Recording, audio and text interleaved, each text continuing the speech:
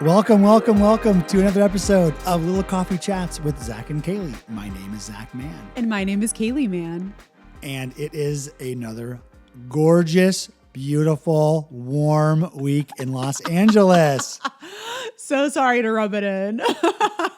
Why is it still winter somewhere? Oh, just the rest of the country.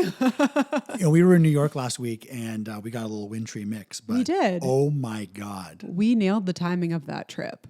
Everything would have had to change if it would have been for this past weekend, or this week even. Totally. Yeah. It is like a snow winter paradise for some and a misery for others. But can you imagine if you lived in New York and you're a kid and there's no school, let's say, I don't know if there is school or not, and you can walk to like Central Park where all that snow is. I mean, is there anything better than that? It seems really cool. I think most kids would probably be excited for an excuse to stay inside and like play games and be on their iPads all day, maybe. Depends on the kind of kid you are, I guess. Yeah, that's sad though. Yeah. I didn't even think about that. Because you're like, oh, I'm not going to school. Like, well, I don't know. There's such a mix. Some kids I want to be in the snow. Personally, I need to go sledding. I need to experience the outdoors.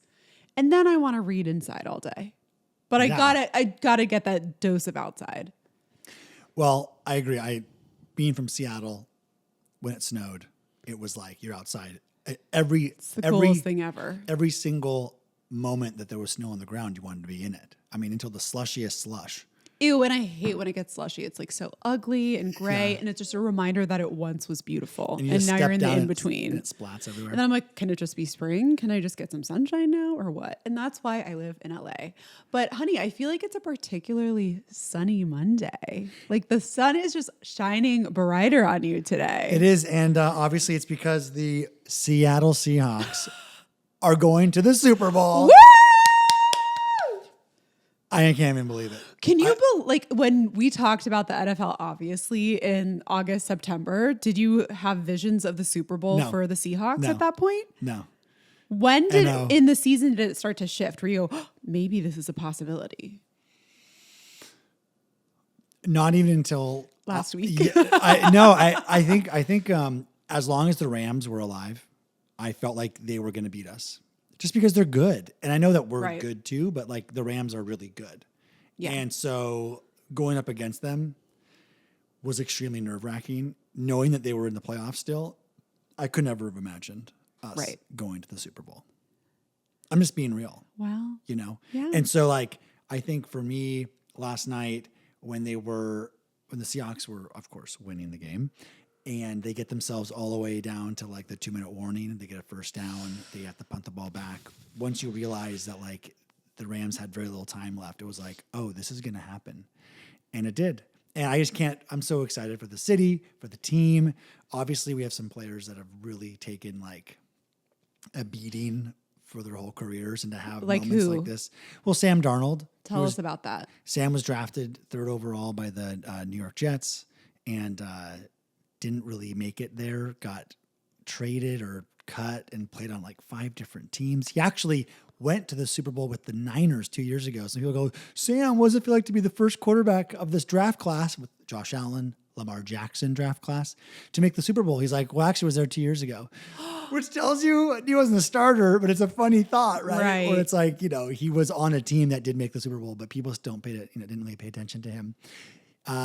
Yeah, so for guys like that, how cool is that? So he's someone who like seemed promising coming out of the draft. He went to USC, and then they kind of just shifted him around and moved him around. But like all of those years doing whatever he's been doing has primed him for this moment.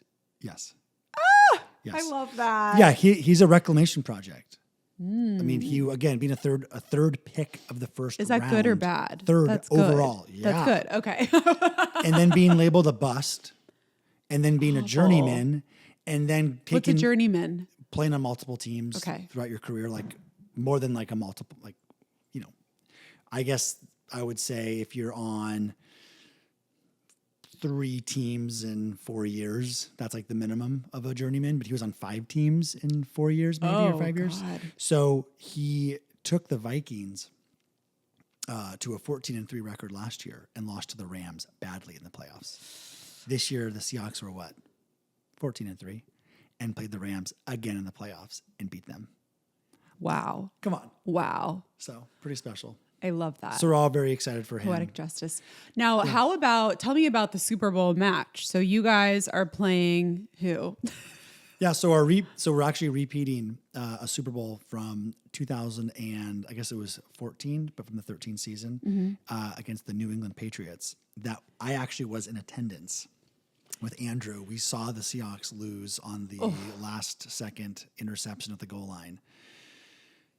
The game wasn't over at that point. The Patriots had the ball at like the 1 yard line. And we could have maybe done something on defense to get a safety, get the ball back, but the defense was so out of their minds. They jumped off sides, got a penalty, and it was a disaster. No. It was like mentally. You're like watching a car crash at that point. Yeah. Brutal. Yeah, it was so brutal.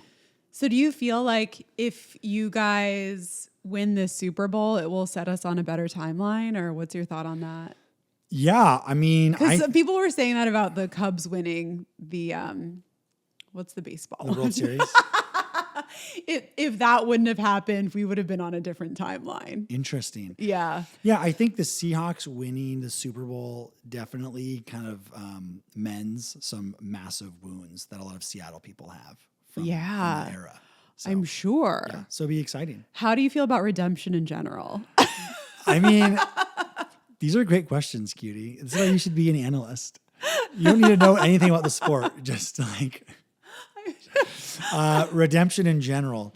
I think that's why we love sports so much. You know, it's hard. Redemption's not as easy necessarily in things like musical theater. Music can have it a little bit, but like sports really gives you a chance to like literally recreate an exact moment. You're playing the same team in the same stadium against, you know what I mean? Like there's that level. You don't really have that in something else. Well, I love the drama of it. It's like a real life duel or like being in the Coliseum. Yeah, but no, I mean, of it, honestly, it truly is a real life duel. I mean, you have the statistics back up that, like Patrick Mahomes versus Josh Allen, how many times they played each other, where they played each other, how they did, how they win, the yards, the touchdowns. Like these statistics just build up and up and up to create these incredible rivalries. And Seattle doesn't really have a natural rival that the American public really knows. Okay. Like our biggest rival is the Niners, but most people don't care about that. But they actually know about the Super Bowl that we lost. So I think it's going to be a really interesting build-up to the big game. The big game. And the Super Bowl halftime performer for you was Katy Perry. Is that right? Yes, for me it was the left shark. Left shark. Okay. Yeah. Which we didn't know, and we couldn't tell. Well, now you have Bad Bunny and Green Day. Green Day. Well, now I have a regular old game to watch. What do you mean? The Super Bowl for the team. If you're a fan of the team, it's not really the Super Bowl. It's just the game. Oh, it's crazy. Right. You don't experience it like the Super Bowl. You go, this is just a regular game. It's wild. Whoa. I know. So it doesn't feel that special to you? Or you mean like... It does, but it's the not entertainment the Super spectacle Bowl. is not the Correct. same. Yeah. I get it. It's your game. Like, get to the game. Yeah. Wow. It's really cool. You're going to love it. Is this your first Super Bowl? Or no? Or 10 years ago? We were not married, or we hadn't even met yet when you experienced the Super Bowl. I have never been with you experiencing the Seahawks in a Super Bowl. So this should be terrifying and eye-opening. Well, we've now been, this will be our fourth in 20 years, which is That's amazing. Incredible. Is that the best, one of the best records? It must be. Patriots, do they have the best? Well, yes, Patriots and Chiefs are way up there. But do you see how we're now? Yeah, you're so good. Wow. But I think we're now we have the 14th most appearances. And just so you know, it took us 30 something years to get to one appearance. Whoa. Yeah. Great. Yeah. So it's really. Oh my God! They're taking out our garbage, and it totally flicked the umbrella out there. It did? The garbage. Well, the lid kind of hits it on the way back. Anyway, it doesn't matter. Oh, geez. It's the most exciting day of the week here, and Dolly's doing an amazing job. She's being so She's brave. so good. She didn't bark at it. Good girl. We love you. These are the things that when you record a podcast in your dining room that overlooks a back alley, these are the things that you have. Hey, this is real life. Yeah. We don't have some fancy studio like Well, Like what? Like a lot of people? I was going to say like Alex Earl's new studio. Oh, well, I'm kinda- someday we could build a studio. I'm That kind could of be jealous in of it, but at the cards. same time, you know what? I don't like the idea of having a studio on Could a you soundstage. imagine having to like pack up the car and go to a studio and wait for me to do hair and makeup at the studio and then film? No. Well, that's not, she built a studio. Yeah, Yeah. but I'd have to pack up all my makeup and stuff. I have to pack up. I'm thinking about me, I guess. I'm like, pack up what? Just for time reasons, Right. it makes more sense. Right. Well, anyway, the Super Bowl of film is coming up soon. And Oh. the Academy Award nominations were just announced on Thursday morning. They were. Any surprises for you? You know, honestly, not really. I thought the surprise was that people were surprised about Sinners. I know. I was like, what do you expect's going to I happen? was What are waiting you for that talking to about? happen. I was surprised that the other shows weren't recognizing it as much. Well, as winners. They got nominated As a winners, lot. right. And I guess you can have more nominations for the Academy Awards because it recognizes everyone on Yes. the film versus Yes. just the actors Thank and you. directors. Yes. Yeah. So I was not shocked. It was not surprising. I'm very happy for the film. I think the film's very deserving of wins and of nominations. I was very stoked to see that my F1 prediction came true. I think That's people right. were mocking me for that, but nailed it. It seems to be a movie that people don't take seriously, Right. but I think you have to take in all of the other factors for a film like F1, Yeah. which is how the hell they shot it, like all of the production elements, all of the visual effects, the And it sound. was good. And hello, it was entertaining as hell. It was way better than Wicked for Good. I'm sorry to say that. I'm not really sorry to say that. I'm just being. I agree. I think Wicked for Good needed to be cut by an hour. And I think it should have just been one film. And the original songs I did not feel connected to whatsoever. And the critique of Wicked, the musical, is that it's always had a second act issue. Right. So, So you it's made like, it- well, you're not, so you kind of made it worse. You didn't really solve it. You just lost all steam and then dragged it out for like 2 hours. And that's how I feel about Wicked. You nailed that. I mean, I couldn't have said that better myself. You nailed that. And F1 had like all the juice. Great music, great score, Brad Pitt's face, I'm so glad that we saw it in theaters too. Yeah. Like that is how you should watch it. and IMAX. And IMAX. It was so fun. We were on like a good movie going streak. I know. We need to We- get back into it. Marty Supreme. Yes, We we must still need to see see it because that's probably going to be. And I still need to see Hamnet. And I best think there's actor. one more. Sentimental Value. Paul Mescal not being nominated, I guess, is a bit of a to do, but That's a bit of a surprise, know. but also I'm not worried about him. He's going to be in so many other Oscar nominated films. Like he has way more chances ahead of him, I think. so who wins Best Picture and who wins Best Actor and Actress? Who is your picks? Really quick. Ask me closer to the show. Okay, fair. We still have, it's not until March. True. So I need to watch some films first. Wait, the Grammys are this weekend. The Grammys are coming up this weekend. Okay. Hell yeah, my favorite. Okay, who wins? What wins Album of the Year? I forget the nominations right now. Oh Do my you think Gaga? God. Do you think Mayhem could win? I think Bad Bunny could win. Okay, Yeah, that's my guess. Bad Bunny, Best New Artist. I don't remember all of the nominations now. Could Addison win? Oh my God. If Addison won, I would feel really vindicated. You would probably feel the most vindicated about that. I will. Wait, can we get some Diet Pepsis so we can just drink them while we're Oh watching? my God. Yes. It's not as good, but I'll get it for you. Okay. Okay. We won't go fully into we'll do a Grammys recap on Monday. How about that? Yeah. Perfect. Okay, but does Taylor Swift win a Grammy? Is she nominated for a Grammy? Wait, now I'm so no, confused. I don't know. She's not a part of this She's Grammy not a part. year. Yeah. No. Okay. No. Right. There's no Taylor. There's no Beyonce. It's Lady Gaga's year. It's Lady Gaga's year. Yeah. Oh, Bieber has a bunch of nominations. Oh, that's right. Yeah. Okay. No one wants to listen to us like semi-recalling who's nominated. Okay. I do. I'm like, wait a minute. Okay. Oh, Sabrina with Man-Child. Oh, yeah. She could Interesting. win. That could be some. I love the song. The more that I like go back to Man-Child now, the more that I'm like, I love this song. It's really good. It is really good. I think I was just so used to her spitting out hits that it kind of got lost a little bit for me. It's a And different now I'm vibe. like, It's no, fair. I love that song. Yeah. Anyway, Something that I think we're going to see nominated a lot for Emmys next year is Heated Rivalry. Boom. And I just finished watching Heated Rivalry. Tell me everything. Okay, about you it. watched some of episodes 1 and 2. I did. And I will say episodes 1 to part of 3. Is it part of 3? No, mostly episodes 1 and 2 feel like a long, sexy music video with really hot people, some text messaging, and perfectly round butts. Yeah. And that's cool. But I was like, okay, I don't really, sure, I'm all about this. But You I don't. got the heated. I got the But heated. where's the rivalry? I needed the emotional side, and it wasn't there yet. And it got there for you.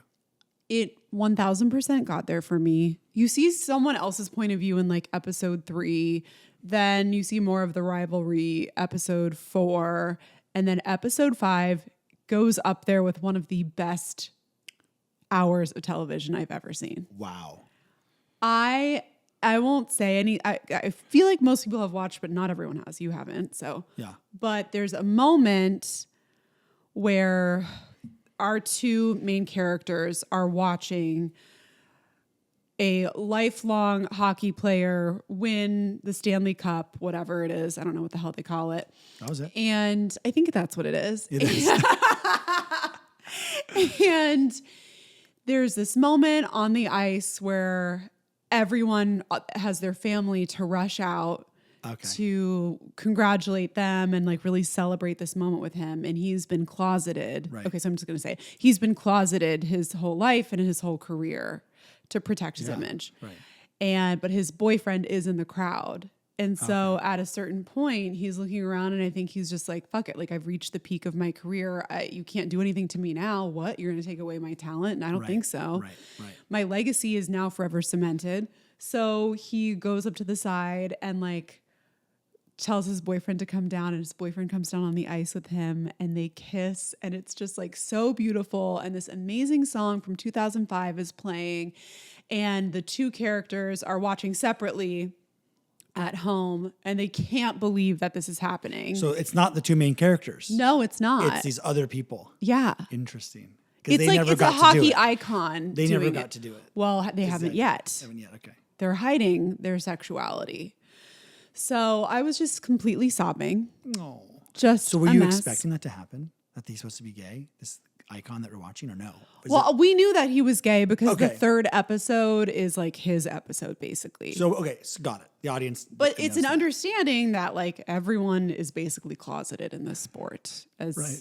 many are everywhere. So, and what that means for image and brand opportunities and all of that. So it was just stunning. I loved how the show came together in the end. I think it's important for everyone to just see love stories of all different types. And I think if a show like this existed when we were teenagers, well, when I was a teenager, you're a little bit older than I was. I think it could have changed things for a lot of people growing up. Yeah. You know, it's just like, instead of watching, like, what kind of love story was I even watching back then? I don't know, like Friday Night Lights or something. Yeah. You know, seeing a gay couple fall in love and be in love and experience like the challenging and tender moments that we all experience, and just getting to celebrate their love and just see it on screen, that changes lives. It really does. Well, also like the hyper masculine side too. Yeah, that because too. I feel like this is a horrible, forgive me for not having my knowledge down, but like my thoughts of like movies that were out when I was young about gay characters were movies like Philadelphia. You know, they were like stories like HIV stories, or they were like stories where a character was like being wrongfully targeted. Yeah. Not like they were just. It has to be about their trauma and not Yes. their like actual life experience. Yes. Right. Or like the only way you can tell the story is if you Yes. tell the trauma of it. Yes. And it's Exactly. and then that becomes awful. Right. And I think, well, just to jump to like cinema has changed a bit. And Quentin Tarantino is a good example of someone who's like, I want to take those trauma stories and turn them on their head. Yeah. Inglourious Bastards is a story about World War II and the Nazis and Jews. And it's like, oh, we're gonna have Jews like skinning Nazis' heads and like killing them. Like, this is great. And once upon a time in Hollywood, I'm gonna turn that story on its head and like save the heroes and kill the bad guys. So Heated Rivalry is definitely part of this kind of new wave of being like, it's okay to showcase minority characters from the past as the heroes, as the stars, as the whatever. Even if you have to do, while still, Heated Rivalry still has the message of people can be closeted. It's not like they're out from the beginning, right? So it's not like they're going in a world where you can just be out and everything's fine. Right. It's still doing that, but I think it is a great message. And I can't believe the actors themselves. First of all, that one actor isn't even Russian or whatever. I know Connor's story. He's not even Russian. I don't. That was shocking. That was awesome. Probably the most shocking revelation of all of it. Their butts and their accents. Yeah, holy shit. And then they've become like these stars, which is awesome too, because then you get to see them outside of the story and just be regular people. Yeah. And how that affects regular people. They just did both of them or just one of them carry the torch for both the of Olympics? them. Both of them. Yeah. So like that's just, and look, the Olympics are extremely what's a great word to use? The Olympics are very open as far as like gender, sexuality, like it's just very, very like known that Olympic sports can have people from all over the spectrum, right? And so it's a great spot to have and showcase this. But at the same time, this is still very rare. Yeah. Like as much as we think it's common, kind of, oh, it's 2026. Like, hello, like we may have a Supreme Court that could rule against gay marriage. Yeah, so we like, have an administration trying to take away the rights of gay people. So it is like still, which is crazy, a very courageous thing to do, which shouldn't be, but it is. You should never have to even say that. Like that should not. It's insane. Yeah. But when the housewives and the wine moms start seeing these boys be steamy on camera, though, it changes everything. Anything's possible. Win them over, baby. Yeah, I mean, I'm excited. There will be a season 2. It's based off of a novel series. And I guess the season 2 or the next novel takes place 10 years later. So you get to see how their relationship unfolds or is 10 years later and like the things that have transpired since then, which I think that's a fun jump. I like that. Well, one more thing to say about the Olympics in this is that I think for sure we will see more athletes come out this Olympics because of this. It's just in general. I think we're going to see that. The Olympics tend to be a time when athletes do come out. It's a big platform for them to like. It's a lot of scrutiny and the microscope on people, and it's easier just to be like, okay, I can't hide my. It's hard to like have all the spotlight and be like, so who you dating? Oh, come on, and it's like. So I feel like I hope at least that there's some people out there who are feeling more confident than ever just to be themselves and live their own authentic life. And at the same time, it's also no one's business. Whatever your journey is what it is. Yeah. Either way. But being your authentic self 100%, I feel like has to feel amazing. But I don't know. Because I get to do that every day. I don't have to. How does it feel to be a large white man? Fine, great. Very easy. Extremely easy. Yeah, You have no idea. I don't. That's what I'm saying. I think it'd be great. The more easy, the better for everybody. All right, we're going to go into your big topic of the episode, so right? We're switching it up a little bit today because there's something I mentioned when we were talking at the first week of January about goals and resolutions, and I said that I wanted to talk later about setting goals. So it is the end of January, and I know people are like, "Oh yeah, I forgot I made resolutions." Or what is this year even? Like, or I'm off track, or I never got on track, or whatever. And one of my side quests in life, one of my many career avenues I went down, is a health coach. So I'm a certified health coach. I was a board certified health coach, but I let that lapse because of other life stuff. And a damn good one. Thank you. I just want to be clear that you have to take that through the medical board of advisors. It's a very serious process. They don't fuck around. And when I was preparing for that, I learned some of the most helpful tools ever for making goals that I think everyone should learn how to utilize in their own lives. Yeah. Because I think a lot of people have very similar goals. Like what's a goal of yours? Feel healthy and be a great partner. Okay, perfect. Let's talk about feel healthy. That's so general, right? Yeah. So if someone has a goal of like, okay, this year, 2026, I'm going to feel healthy. Where do you go from there? There's like nowhere to go. So I want to talk about how you can actually break down your goals to make them achievable. And it's not going to feel like much of anything at first, which is what you want. Okay, so are you ready for a lesson? No, is it going to be for me? No, I have examples right now that are related to me. Okay. We could do a live coaching session, but I would have prepared you for that. No, I don't want to do that. Okay, so everyone take notes. Oh yeah, this is this is a great episode. Because I want people to achieve what they want this year. And I want you to know that like the calendar should not dictate your goals, but you should use the calendar as a tool. January means nothing. When you want to start your goals is completely and entirely up to the individual. It has nothing to do, if you're not ready in January, you're not ready in January. I tend to do a lot of my goal setting in November. That's when my birthday is. It's enough of the year has happened where I can reflect on it. And then I set up the rest of my year in November usually. That works for me. I like that. Most of my coaching clients came to me at totally random times during the year. It has to do with when you are ready for change. Cool. So first of all, get out a sheet of paper and write down 6-month goals, blank, 3-month goals, blank, 1-month goals. Okay. You can start at 6 months and then work your way down. Or if something pops up, fine. For the sake of making this concise and an example, I just chose one goal and worked my way throughout this whole entire lesson. Okay, so 6-month goals. Feel my best physically going into summer. Great. Very similar to mine. Yeah, very similar. Okay.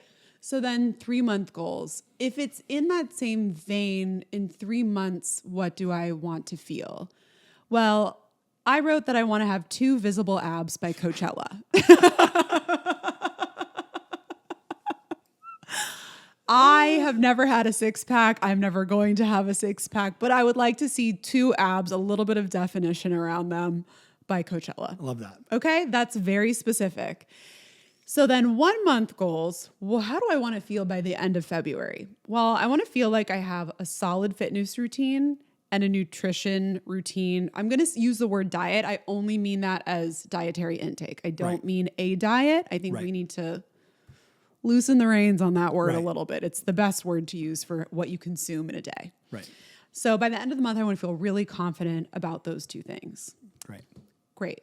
We have already narrowed down a pretty broad goal to something more specific for a month. Okay. And then from here, we get even more specific. Have you heard of a SMART goal? Tell me. Okay. A SMART goal is specific, measurable, achievable, relevant, and time-bound. Yeah. Okay. So this is how this works. So let's take part of my 1-month goal, which is I want to feel like I have a solid fitness routine that will eventually lead me to having 1 to 2 abs, and then I'll feel hot by summer. Okay, cool. Okay. So I'm going to work with what I already have going. Like, what do I think works for me right now versus like what would I like it to be? I would love to strength train 2 to 3 times a week. And I want to add 2 to 3 cardio sessions in a week. And I'd also really like to hit 10,000 steps a day most days. Okay, great. From there, I go, what is actually achievable? What do you think is the most achievable between that? 2 or 3 strength workouts? 2. Well, for me, it's going to be 3. I always hit my strength. My weak spot is cardio. So I'm going to say I'm going to commit to 3 strength workouts. And then I'm going to say realistically, I think you get 2 cardio sessions in. Oh, got it. Yeah. And then 10K steps, maybe not every day, but let's try for 5 days a week. Okay. So we're getting as specific as possible and as measurable as possible here and as achievable, which I also think can be like realistic. Like, what is realistic here? And these are all still relevant to my overall goals. Now let's get time bound. So I'm going to give myself a 2-week period. So between February 1st and February 14th, I'm going to aim for 3 strength sessions, 2 cardio sessions, and 4 days of 10,000 steps. Now let's get even more time bound. When is this going to happen? Well, okay, I know Tuesdays and Thursdays are next to impossible for me to work out. So I'm going to schedule my strength workouts. I'm doing a mix of solid core and strength at home if I can't do that. Monday, Wednesday, Friday. And then cardio, this Monday isn't good for me, but I'm going to try Wednesday and Saturday. Yes, it's going to double up my workouts on Wednesday, but that is what it is. And then 10K, I think I can do Monday, Wednesday, Friday, Saturday. And maybe if I'm feeling good, I can add a Sunday. But you want to start with the 4 out of the 5. What is like most likely to happen? So now I have a plan for the next 2 weeks. It's scheduled. I don't have to think about anything beyond that. I'm just going to try that. Now let's look at the second part of this goal, which is I'd like to have my nutrition down or my diet in a good place where I understand like what works for me, what doesn't work for me. So what does that look like? What do I mean when I say that? I'm really saying I need to eat more protein. And then what does that mean? Like that's also very broad. So more specifically for someone my size, I'd like to try to get 30 grams of protein at breakfast, lunch, and dinner as a starting point, which actually for me is quite a leap. So that takes a lot of intention for me. So what I would have anyone do, especially after listing 30 grams of protein at breakfast, lunch, and dinner, is go, okay, list 3 meals that you like for breakfast, 3 meals that you like for lunch, and 3 meals that you like for dinner. And let's together figure out what 30 grams of protein would be. List it out. Done. Achievable. What is actually achievable? Do I think I'm going to track all my meals like for every single day of the week? No, but I think like I could get pretty close to 30 grams Monday, Tuesday, Wednesday, Thursday, Friday. Okay. So starting February 1st, ending February 14th, I'm going to loosely count and keep track of just the grams of protein. For me, tracking calories and everything else doesn't work. It feels too stressful. It's too overwhelming. It doesn't feel intuitive to me, and I have to feel pretty intuitive with how I eat. So just keeping track of the protein is what I'm going to do. And that's what I'm going to have planned for the next 2 weeks. Now, here's the most important thing of all of the goal setting. If I don't meet this, that's fine. Right. If I do it a couple days a week, great. If I kind of forget the first week and then the second week, I'm like, oh shit, I forgot that I made those goals. I'm going to try. Great. Everything is just a learning process. And what you do with the learnings is way more important. You go, okay, I actually did get to 30 grams of protein most meals. Or, I'm still having an issue with cardio. Then you focus in on that. But then after you do your 2-week check-in, you kind of work with the same goals and readjust and move forward for the next 2 weeks. You can't achieve the large 6-month goal without setting up these smaller SMART goals first. And no one talks about this, which is why I think like a lot of people kind of fail on their goals or they try to change too many things at once. And that's just so overwhelming. Like most people can't do that. That's not realistic. It's not achievable. You're going to set yourself up for failure with that. So I just wanted to share, if you still have goals for this year, which, hello, it's only a few weeks into the year, this is a good place to start. Also, I think of January a lot as like a slingshot, where it's like, in order to create forward momentum, you kind of got to pull back. And that's good to have those phases. Anytime you're like, oh shit, I didn't really like do my thing, that's okay. Once you start doing your thing, that's the pulling back, and then it will slingshot you and accelerate you into progress. Any questions? That was very thorough, and that was free for everyone to listen to over and over again. You just crushed it. Are you still taking clients on, new clients? If someone really wants to, then yes. Okay. But So they can message you. yeah, they can message me. Okay. Easy peasy. Okay. And if you want me to help you, I can. Yeah, I mean, I would love to have 2 abs. We're both gonna have 2 abs by Coachella. I bet you'll have abs before I do. I don't think so.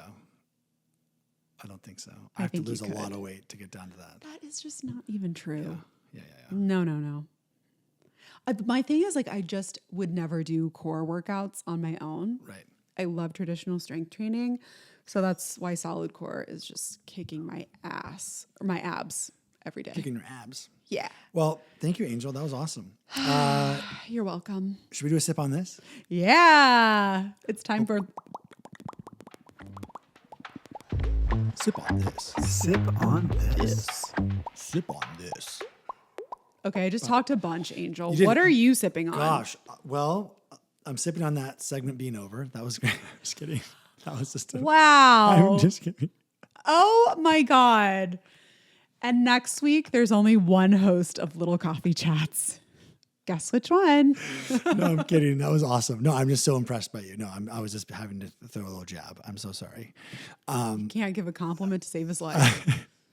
Go on. I said how good it was earlier. Yeah, and then insulted me. Okay, that's true. But that wasn't an insult. That was a cute rib. I love you. No, it was really amazing. And no, I'm sure you're an amazing coach. I mean, you are an amazing coach. Thanks, but go on. Okay, so I am sipping on, aside from you, Okay, enough.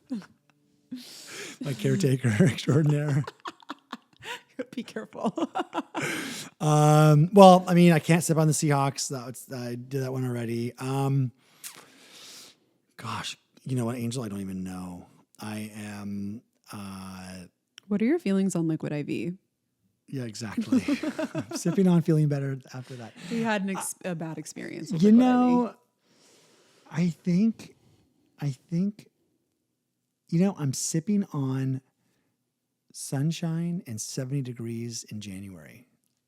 Hell yeah. It is so nice to go outside in the sun, in the warmth, while the rest of the country is freezing their asses off. And this is consistent every year. When it's too hot, LA is perfect. When it's too cold, LA is perfect. Like, we are so lucky.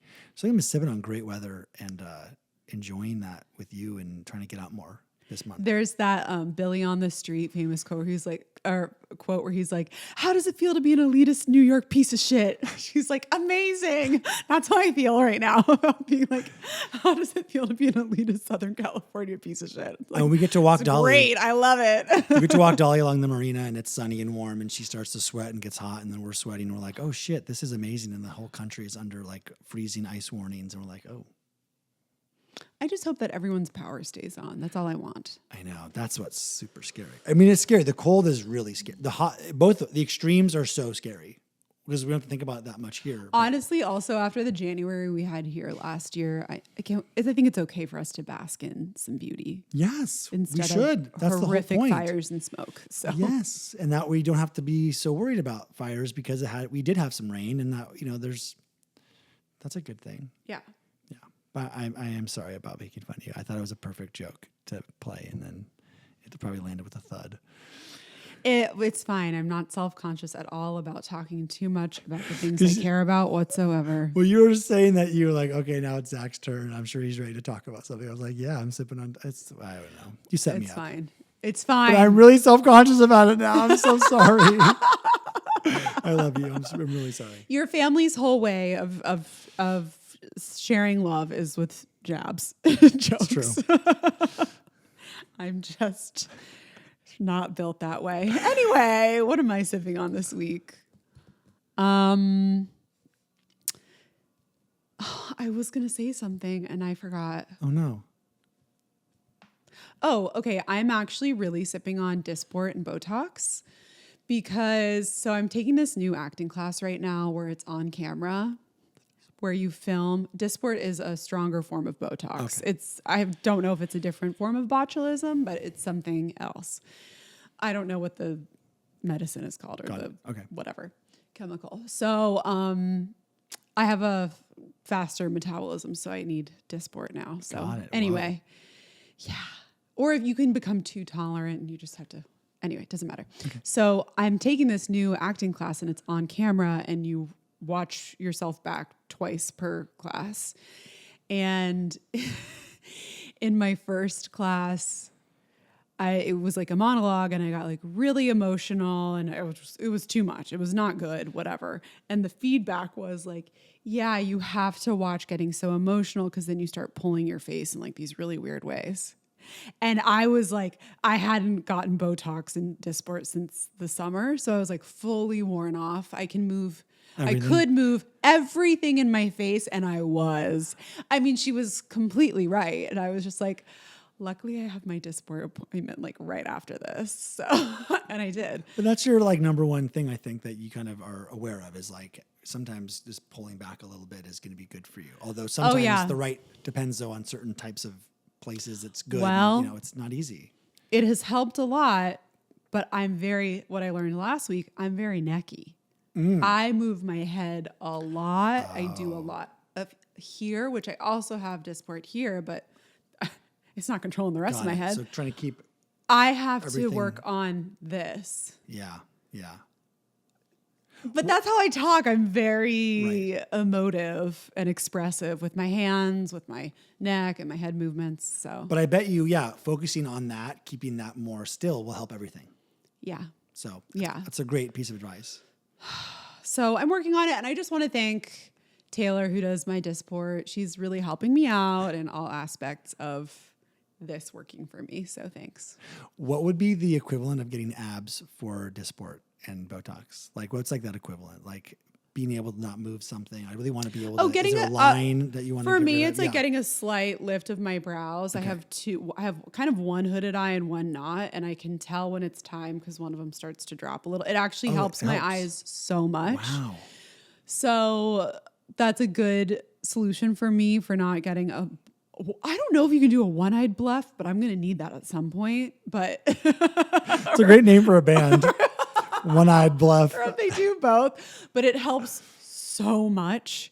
But you can do it to like kind of lift your neck a little bit. I use these front tendons a lot. And if you're using that, it can kind of pull down this face and give you jowls. And I hope my nieces aren't listening to this episode. No one needs to do any of this stuff. Okay. This is not important, but it's what I do. So I think it's kind of important to tell if you do stuff like that and, be realistic about things. But yeah, I guess the ab equivalent for me, well, a lot of people do it to not have wrinkles in their forehead. That's not my biggest issue. My biggest issue is this eyebrow like falling. Yeah, trying to get, Yeah. Well, you look beautiful. Thank you so much. Great work, Taylor. Yes. And Angel. Wow. What an episode. We covered a lot of ground. I don't even know what you're going to title this episode. There's so much. I think there's a lot of juice there. There's maybe too much to work with. I think maybe we've covered too many topics. No, we did great. This is not little coffee chats. This is gigantic coffee chats and lofty goals. I love it. Yeah. Okay, well, thanks everyone for tuning in. And this weekend is the Grammys, so we can't wait to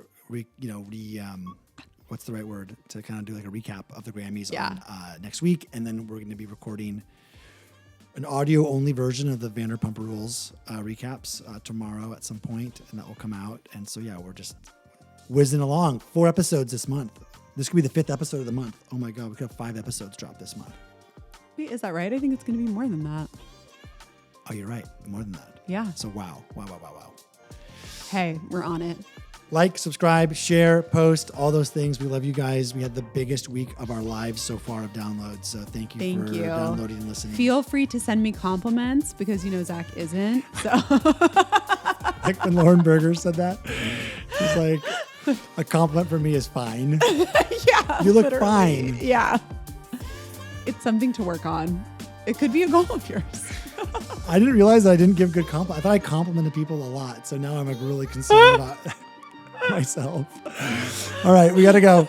Love you all. Thank you. Guys. And Thank you guys you. are all wonderful and beautiful and smart and great. If I haven't told you that Everyone already. else is. Everyone not else, me. including you. All right, love you. Okay. Oh, God. Love you guys. Bye. Bye.